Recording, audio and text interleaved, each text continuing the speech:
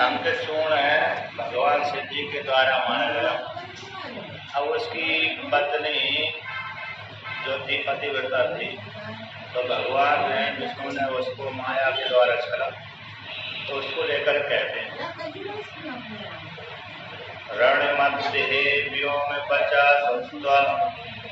देवेन शंभुना प्रेरितः शंभुचूड़स्य विद्वः कवचम परम। कहते रण के बीच में आकाशवाणी को सुनकर के भगवान शिव जी ने शंखचूर्ण के पास में भगवान विष्णु को भेजा। तो भगवान विष्णु भी ब्राह्मण का वेश धारण करके शंखचूर्ण के पास में गए और उससे कवच मांग लिया। तो कवच लेकर के शंखचूर्ण का रूप धारण करके तुलसी के पास में गए।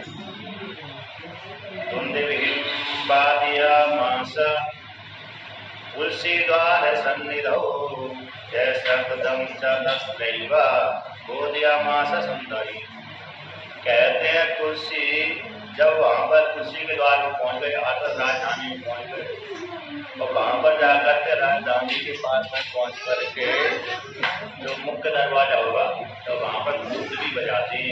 तो दूधवी को सुनकर के जय शब्द को सुनकर के वह उसकी पत्नी बाहर निकल के आई,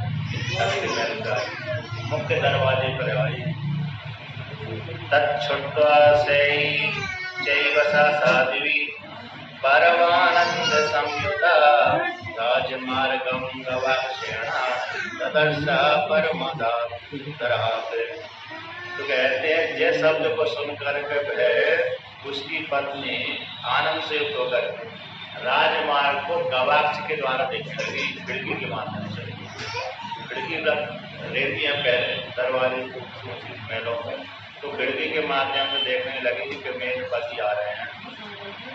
ब्राह्मणेभ्यो धनम दत्त्वा कार्यमास मंगलम दुतम चकार श्रृंगारम ज्ञात्वा यातम निजम पति। कहते इसके पश्चात उसने ब्राह्मणों को गोसुधन दिया, तो मंगलाचरण करवाया, मंगलाचार करवाया, और स्वयं श्रृंगार धारण करके जहाँ आ गई अपने पति को देखने के लिए आ गई। अब रोही विष्णु से तदेव्या भवनम यो शंखचूड़ स्वरूप समाया भी देवता।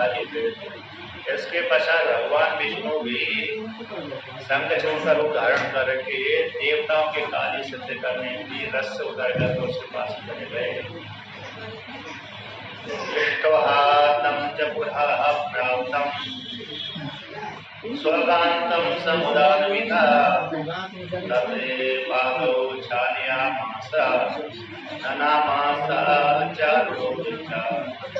इसके पश्चात उस देवी ने अपने पति को देखा, पति को देखकर प्रसन्न हो, फिर उसने पति के दोनों पैर धुलाए। इसके पश्चात प्रणाम किया, फिर थोड़ी सी रोने लगी। रत्न सिंहासने रम्ये वास्यामास्य मंगलम तांबूलम च ददौ तस्मै कर्पूरादि सुवासितम। कहते हैं तो श्रेष्ठ उसने आसन दी, उस आसन पर भगवान उसका पति बैठ गए, और बैठने के पश्चात उसने तांबूल दिया, और वो भी तांबूल कपूर से मिश्रित दिया। इसके पश्चात ये अभिवादन करने लगी। अद्य मे सबलम जन्म जीवनम संबभूवः रणे गतं च प्राणेशं पश्यन्त्याश्च पुनर्गृहे। आज मेरा जन्म सफल हो गया, पुनः नया जीवन प्राप्त कर लिया, क्योंकि मेरे पति रण में गए थे, और रण में किनके पास में गए थे? शिव जी के सामने युद्ध करने के लिए गए थे। पुनः घर में लौट के आ जाने से मेरा कैसा पुनः नया जीवन प्राप्त हो गया।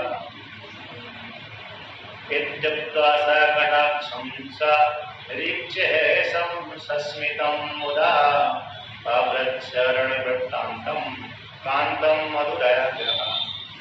इसके पश्चात अपने पति को कटाक्ष से युक्त देखती हुई अपने पति से पूछने लगी कि रण में क्या क्या घटना घटी थी, आप मेरे को वर्णन करिए।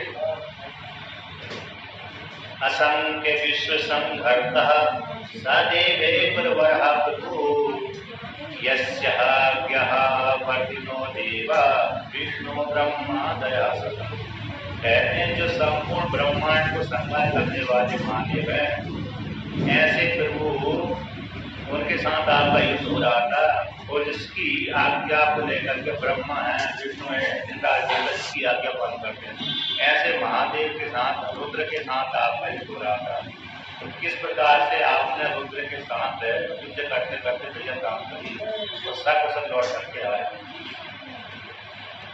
कुशली तुम यातस्तम जित्वा परमेश्वरम कथम बहुआ विजय से तब तो ही तदेव में।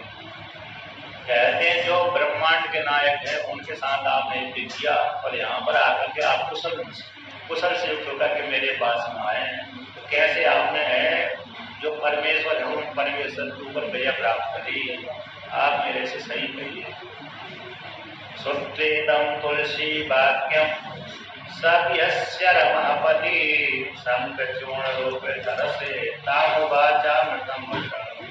कहते तुलसी की वाणी को सुनकर के भगवान विष्णु जो शंख के चूर्ण का रूप धारण करके उसके पास में गए थे, तो अमृतमयी वाणी को बोलने लगे। यदा हम रणभूमौच जगामा समर प्रिया कोलाहलो महान जातो प्रवृत्तो गुण महारण। तो भगवान शंखचूर्ण के वेश में कहते हैं अपनी पत्नी से, जब मैं रण में गया तो रण में जाती उधर से सीधी आई, इधर से मैं गया, उस युद्ध क्षेत्र में महान कोलाहल हो गया, भयंकर युद्ध हुआ। कहते हैं देवताओं में दानवों में एक दूसरे को जीतने के लिए युद्ध हुआ। तो कहते हैं इसके पश्चात देव दानवों में युद्ध होने लगा। होने के पश्चात दानवों के द्वारा देवता पराजित हो गए। जब देवता पराजित हो गए तो देवता सारे शिव जी के शरण में गए, महाराज तो उसने तो हमको पराजित कर दिया, रक्षा कर दी। तो भगवान है शिव जी उनकी रक्षा करने के लिए, मेरे सिद्ध करने के लिए मेरे पास में आए, मेरे पास अतः मेरे सिद्ध करने के रण क्षेत्र में आ गए। तदा हम समरम तत्र काठे देवोर बलोत्कटे परहरिता सचते देवा शंकरम शरणम यहु। कहते हैं जो बल से उत्कट थे वो सारे देवता मेरे देवताओं के द्वारा पराजित हो गए। तो फिर सारे देवता शंकर के शरण में गए।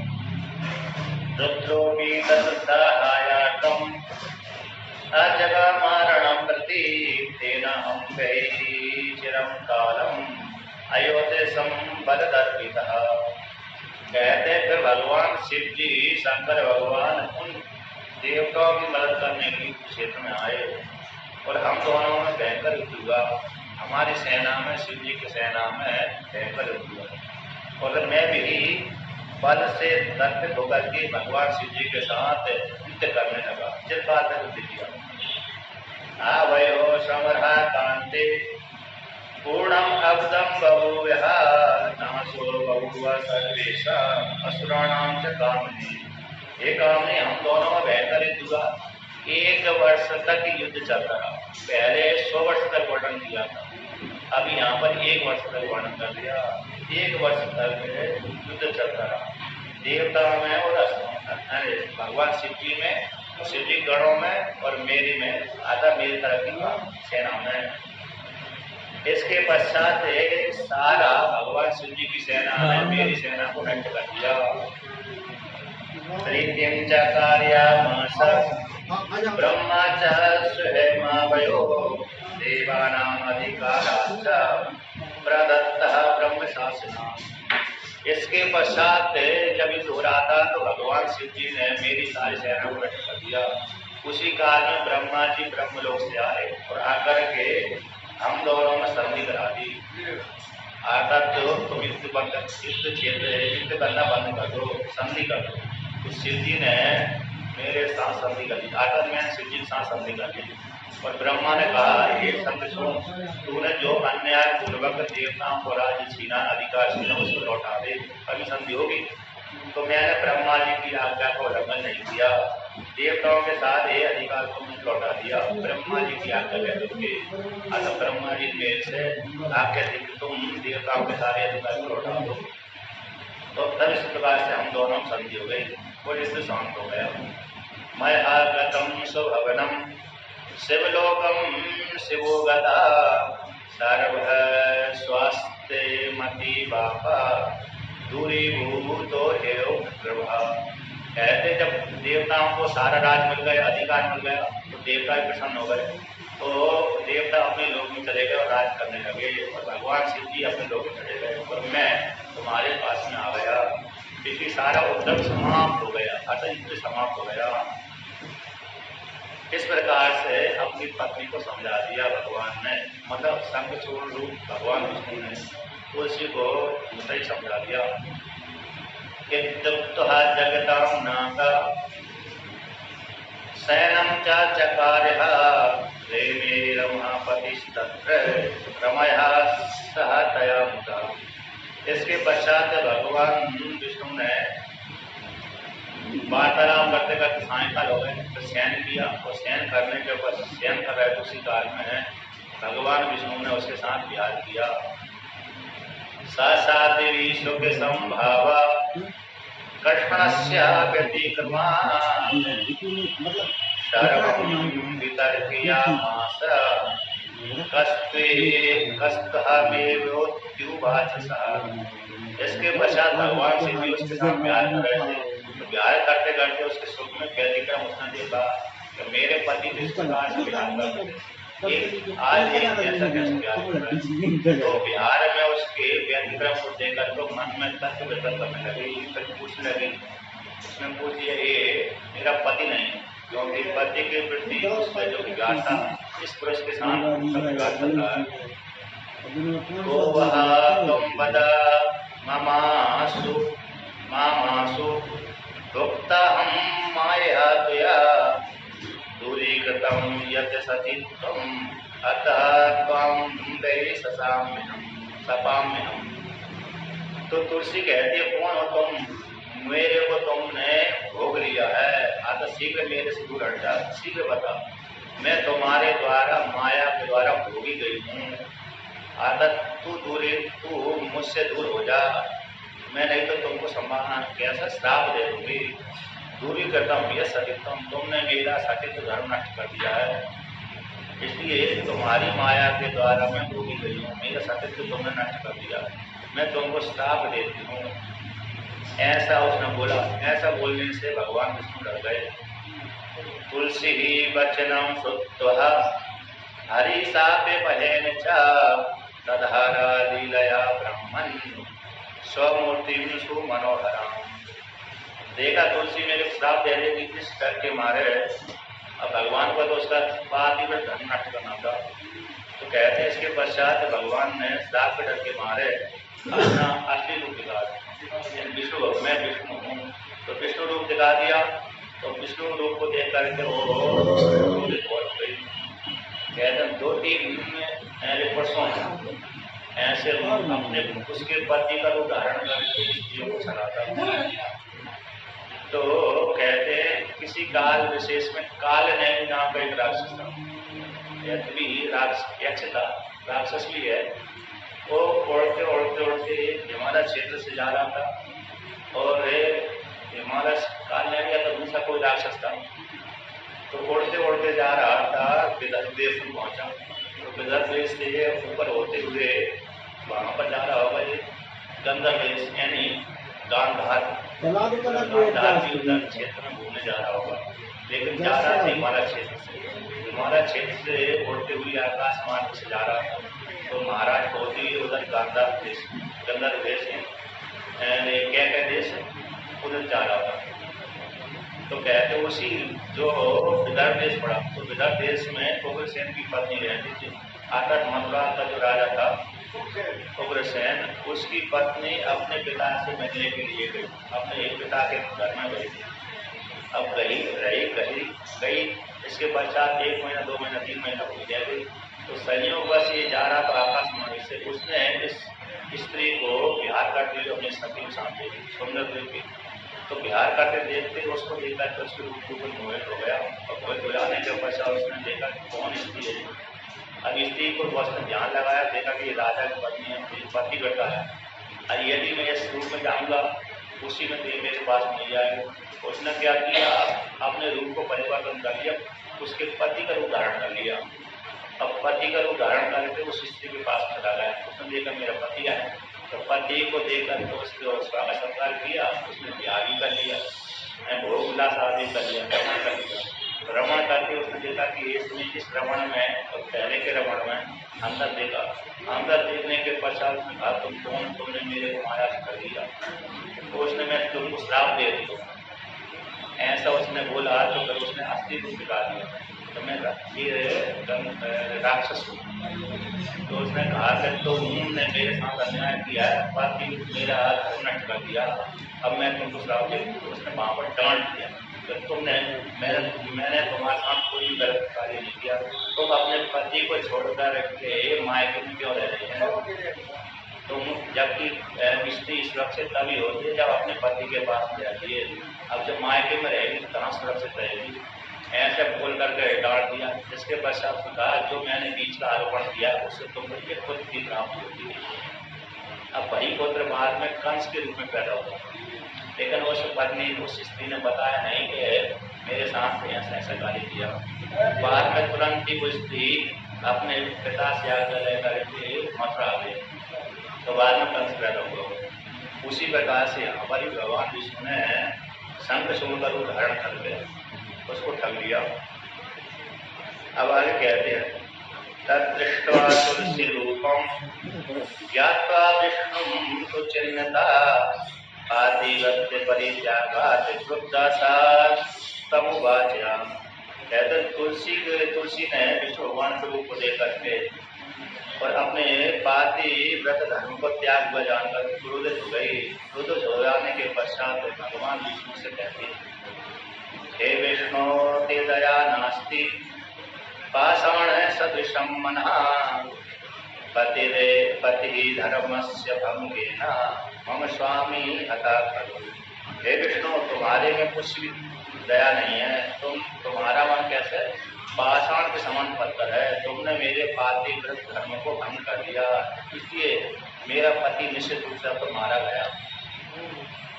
पाषाण सदृशस्त्वं च दयाहीनो यथा खला तस्मात् पाषाणरूपस्त्वं मच्छापेन भवाधुना। इसलिए तुमने दया से है तो इसी पाषाण सदृश तुमने कार्य किया, पत्थर से जैसा तुमने कार्य नहीं किया, इसी हेतु से तुम पत्थर रूप लाओ मेरे साथ द्वारा।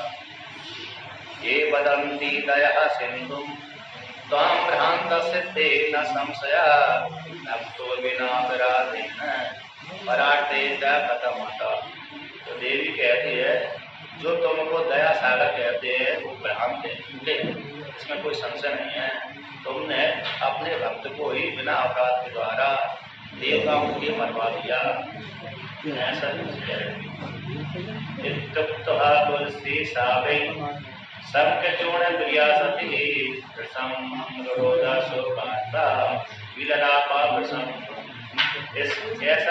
ऐसा बोल करके बार बार करने लगी, आलाप करने लगी, सुख से होकर के आलाप करने लगी। ततस्तां रुदितीं दृष्ट्वा सा विष्णु परमेश्वर सस्मारा शंकरं देवं ज्ञानं मोहितं जगत्। इसके पश्चात भगवान विष्णु ने देखा कि तो शांति नहीं हो रही, भगवान शिव जी को पुकारा।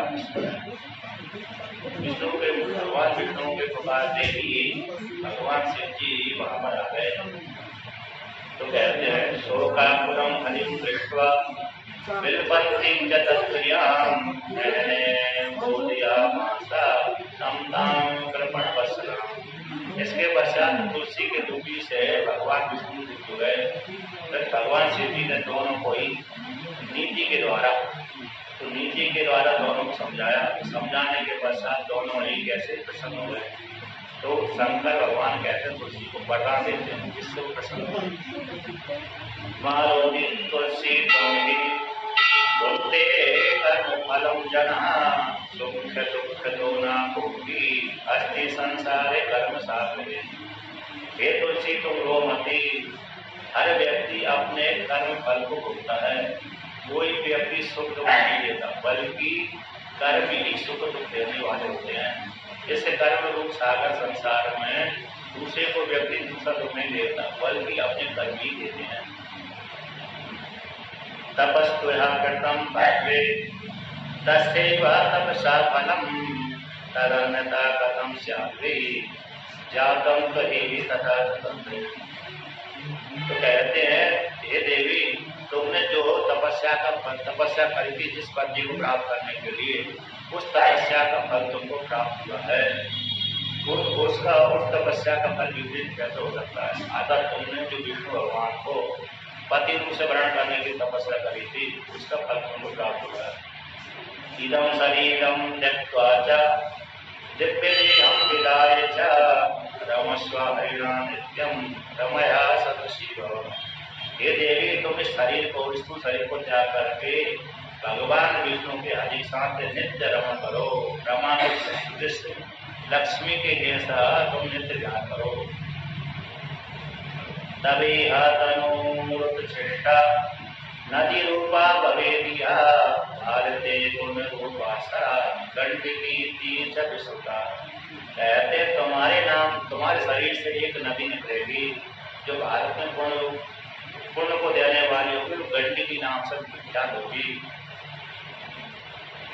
कियत् कालम महादेवी देव पूजन साधने प्रधान रूपा तुलसी भविष्यति वर्ण में। कहते देवताओं के पूजन में तुम्हारा शरीर से एक वृक्ष पैदा होगा, वह देवताओं के पूजन में प्रधान रूप से जाना जाएगा और सारे देवताओं की पूजन में वो अनिश्चित होगा, अंदर जाना जाएगा, प्रधान रूप से वो वृक्ष कहलाएगा। स्वर्गे मर्ते च पाताले दृष्ट है तुम हरि सन्निधौ भवतम तुलसी वृक्षो बड़ा पुष्पेषु सुंदरी। तुम स्वर्ग में निवास करो, मर्त लोक में निवास करो और पाताल लोक में भी विष्णु भगवान के साथ निवास करो। जहाँ नाम विष्णु रहता वहाँ पर तुम उनके साथ निवास करो और सारे वृक्षों के मध्य में तुम सबसे श्रेष्ठ कहलाओगी और वृक्षों की अधिष्ठात्री रहोगी और भगवान विष्णु के साथ नित्य एकांत रूप से दिव्य क्रीड़ा करती रहो, ध्यान करती रहो। नद्यः दृष्टान्त देवीया भारते बहुपुण्यदा लवणोदस्य पत्नी सा हरि अंशस्य भविष्यति। जो नदी के रूप में तुम बहोगी, तो कहते भारत में पुण्य को देने वाली जो गंडकी नदी है वह समुद्र में जाकर मिलेगी। समुद्र भी भगवान विष्णु का रूप है, अंश है, तो उसकी तुम पत्नी बनोगी। जितनी भी नदियां हैं उन नदियां को पति एक ही समुद्र होता है। तो जितनी गंगा आदि नदियां हैं उनका पति कौन है? समुद्र है। इस प्रकार से ये लवण तुम्हारा इस रूप में नदी के रूप में पति रहेगा। हरि वही शैल रूपी चा गंडकी तीर सन्निधौ संकलिष्यत्याधिष्ठानम भारते तव सापदा। कहते तुम्हारे साथ के कारण भगवान विष्णु भी पत्थर बन जाएंगे, वो गंडकी के नदी के किनारे मिलेंगे, तीर पर रहेंगे, जल की भीतर रहेंगे। तो जहाँ से गंडकी नदी निकलती वहाँ पर ये सारे ग्राम पाए जाते हैं। तो कहते हैं यहाँ पर तत्र कोट्यस्य पीताश्च कृष्णदंष्ट्रा भयंकरा तच्छित्वा कुहेरे चक्रम पश्यन्ति तदेकम्। उसे शिला को करोड़ों करोड़ों कीड़े खाएंगे, उसमें चक्र बनाएंगे। तो उस प्रकार से जो चक्र वाला सारे काम सदा मिलेगी वो सबसे श्रेष्ठ कहलाएगी। वह लक्ष्मी और नारायण के रूप कहलाएगी।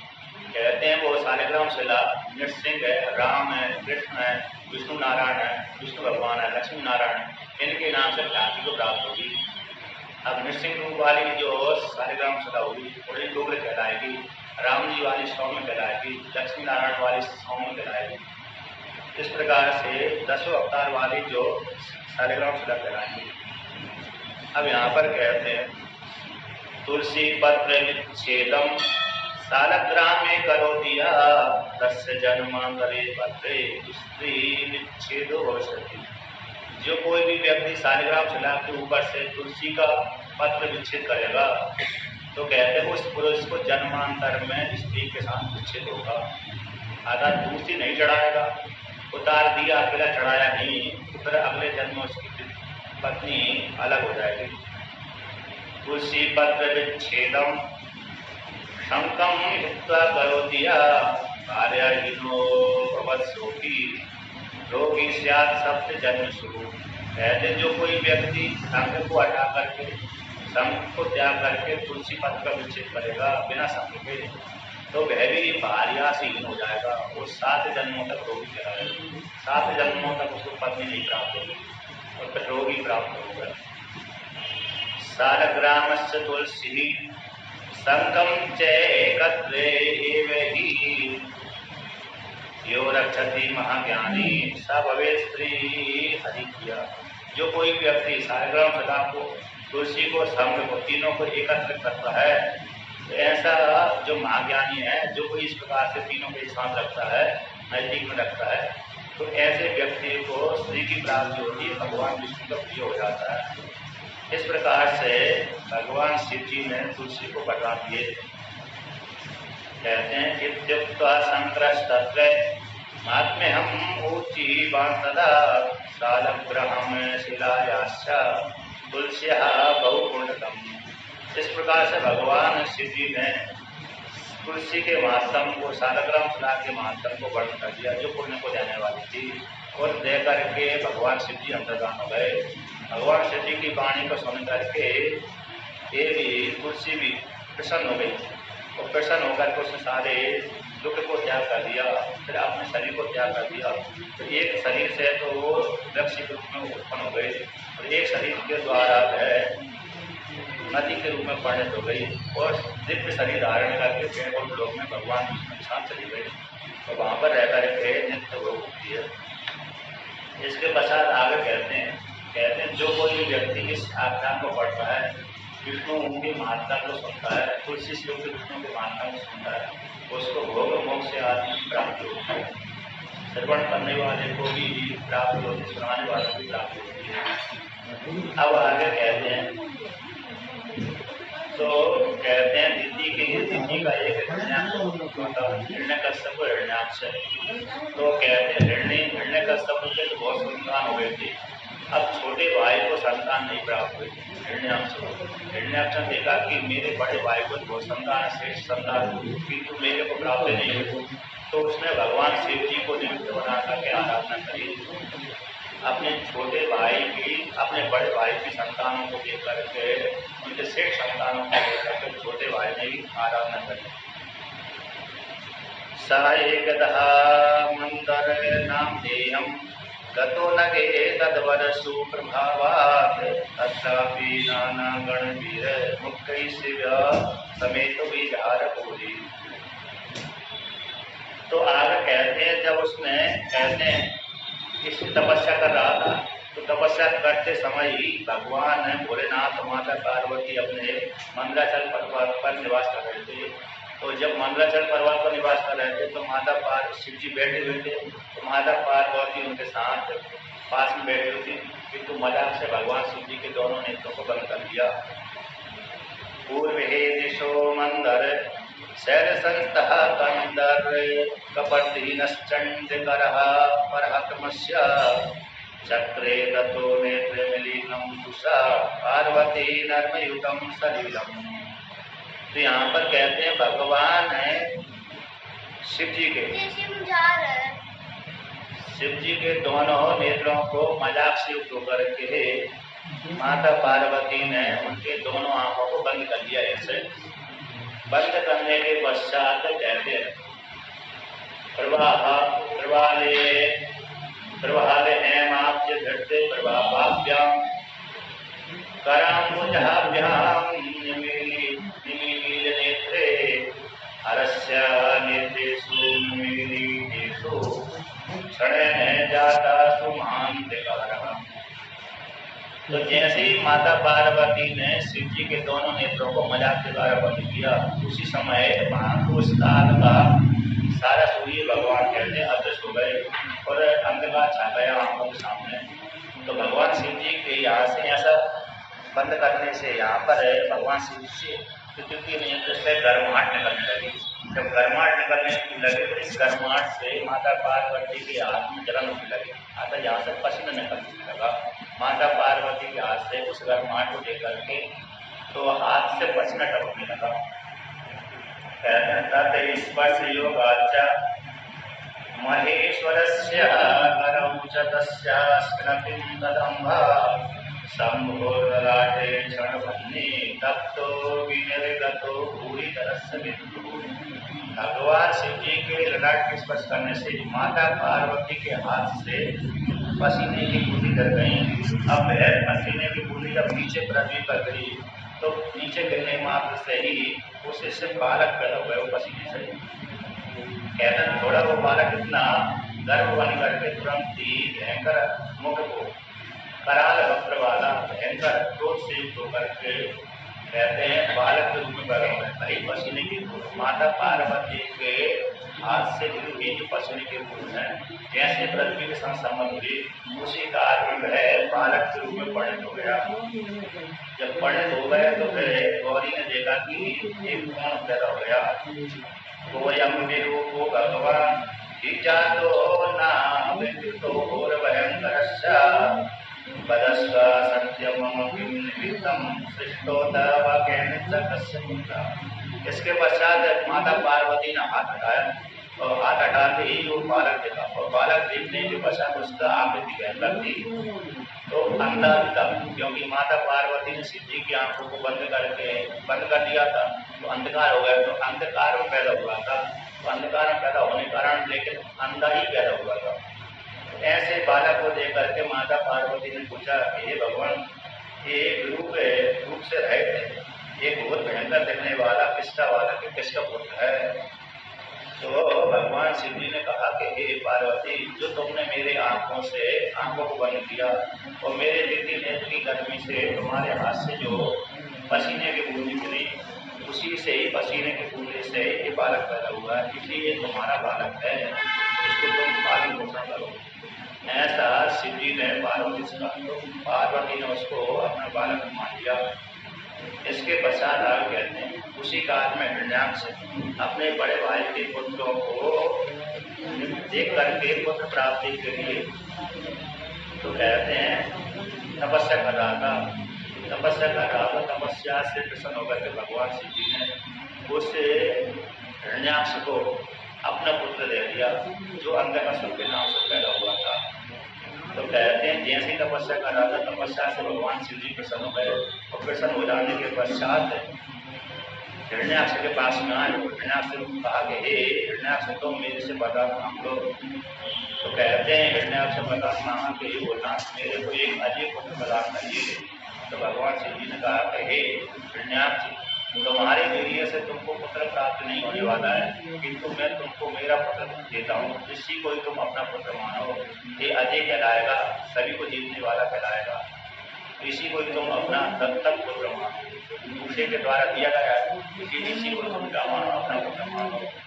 ऐसा शिव जी ने अपने द्वारा पैदा हुआ माता पार्वती की गुणों से पैदा हुआ वो पुत्र है, इसको दे दिया, हिरण्याक्ष को दे दिया। हिरण्याक्ष भी उस पुत्र को रह करके अपने राज में चला गया और अपने घर में चला गया, वहाँ पर रह करके राज करने लगा।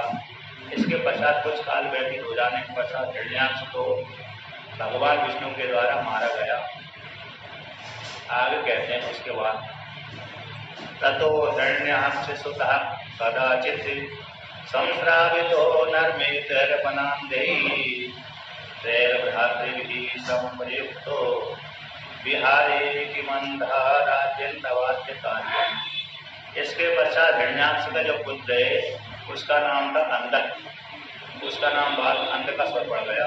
वह अंधक राज चाहता था, कहते वो अपने छोटे भाइयों बड़े भाई के पुत्रों के साथ जो उसके चाचा थे, ताऊ दादा था हिरण्यकश्यप, उसके भाइयों के उसके पुत्रों के साथ ही खेल रहा था। तो खेलते खेलते समय उसको बड़े जो हिरण्याक्ष के पुत्र थे, उस हिरण्यकश्यप के पुत्र थे, इसको चढ़ाने लगे। मैंने मजाक में इसको कह दिया उसके भाइयों ने इसको मजाक के द्वारा बोल दिया, हे अंधे, तू राज लेकर के क्या करेगा? इसको अंधक को चाहिए तो राज की इच्छा थी, तो मैं राजा बनूंगा, राजा बनकर के भोग दूंगा। तो उन्होंने मजाक से युक्त होकर के अपने छोटे भाई से कह दिया, हे अंधे, तू राज लेकर के क्या करेगा? रण नेत्रस्तु बहुहा मूढ़ कली प्रियम नेत्र विहीनमेवा यो लब्धवान् स्वां विकृतं रूपं पुरस्तपोभिरे गिरिशं प्रसाद्याम्। तो वो कहते हैं कि हे, तुम्हारा जो पिता है हिरण्यकश्यप है, वह भी कैसा हिरण्याक्ष था, वह भी कैसा है, मूढ़ व्यक्ति था, मूर्ख था। और तुम कैसे हो, कलय प्रिय हो, नेत्रों से हीन हो। जो तुम्हारे पिता ने तुमको तपस्या करके, घोर तपस्या करके भगवान श्री जी से तुमको अंधा रूप से पैदा किया। सा तुम न भागे खलु राशिकस्य किम अन्य जातो विलवेद राज्यम विचारितां तद भवदैव नूनं वयं तु तद भागिन एव सत्यम। तो वो बड़े हिरण्यकश्यप के जो पुत्र थे वो कहते हैं कि तुम राज के भागी नहीं हो सकते, क्योंकि तुम दूसरे से पैदा हो गए।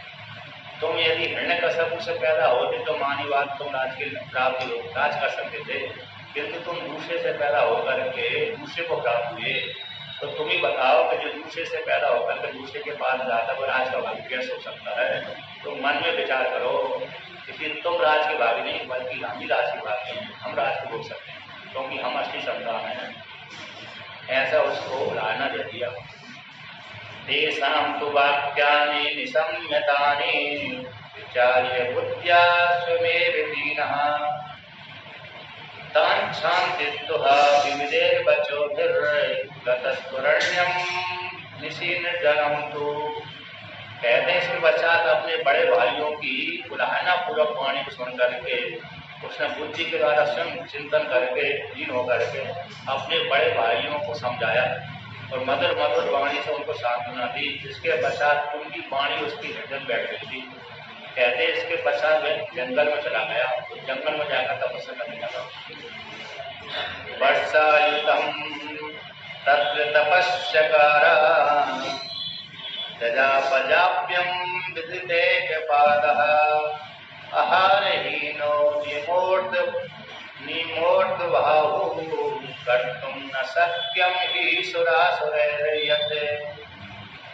कहते 10,000 वर्ष तक उसने भयंकर तपस्या करी और एक पैर पर खड़े होकर तपस्या करी और आहार से रहित होकर दोनों भुजाओं को ऊपर उठाकर उसने तपस्या करी, जो देवताओं के लिए भी संभव नहीं है और असुरों के लिए संभव नहीं है। कैसे तपस्या करी? प्रज्वाल्य बह्निं स्मजुहोतिगात्रं मांसं सरक्तं खलु वर्षमात्रं तीक्ष्ण शस्त्रेण निरकृत्य देहा समंत्रितं प्रत्यहमेव भूत्वा। इसके पश्चात उसने क्या किया कि बन्नी को जलाया, आग जला करके अपने अस्त्र के माध्यम से अपने शरीरों को शरीर का क्या करता, मांस लौटता था। मांस और रक्त को लौट करके 1 वर्ष तक उसने अपने मांस के द्वारा मंत्र पूर्वक आहुति दी। अग्नि में स्वयं का अस्त्र लेता था, अस्त्र के माध्यम से मांस निकालता था, फिर अग्नि में आहुति देता था। स्नावस्तिशेषं पुणपं तदासौ क्षयं गतं शोणितमेव सर्वं यदास्य मांसानि न सन्ति देहे तच्छेप्तु कामास्तु शासनाय। कहते उसके स्नायु अस्थि शेष मात्र है, नसें और हड्डी मात्र शेष रह गई, हमारा उदास शरीर रह गया।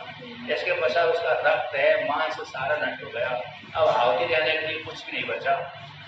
इसके पश्चात देखा कि मेरे आहुति देने के लिए कुछ नहीं बचा, स्वयं ही अग्नि में कूदने लगा। तथा सदृष्टसे दशालैर्जनैः सुविस्मितैर्भीतियुतैः समस्ते अतः मरे शीघ्रतरं प्रसादितो बहुवदातानुतिभिर्नतो हि। कहते इसके पश्चात उसको अग्नि में डालने के लिए कुछ नहीं बचा। उसी काल में देवता उसके इस प्रकार कृत्य को देख रहे थे तो देवताओं उसके कृत्य को देख करके भयभीत हो गए, ब्रह्मा जी के पास गए। तो ब्रह्मा जी कहा महाराज को तपस्या से सिद्ध करिए। तो ब्रह्मा जी ने देवता की प्रार्थना सुनी, तो देवता को सामने करके जहाँ पर तपस्या करा था वहां पर आ गए। निवारितः पितामहस्तम् वाचितं चाद्य परं प्रणीष्वा यस्याति कामस्तव स्वर्गे सर्वलोके सुदुर्लभं दानवत्तं गृहाण। तो कहते इसके पश्चात भगवान ब्रह्मा जी ने उसको ऐसा करने से रोक दिया, मरने से रोक दिया।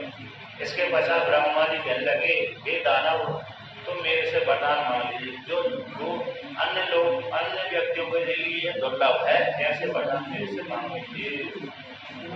जैसे ही ब्रह्मा जी की वाणी सुनी, वाणी को सुनते ही वो कहता है, सपत्मिन्यो निस्तु बचो निशम्या रोवाच दीनः प्रणतस्तु दैत्यः यन्निष्ठुरहेर्मिहे प्रहतं दुराज्यं प्रहलादमुख्या मम सन्तु भृत्या।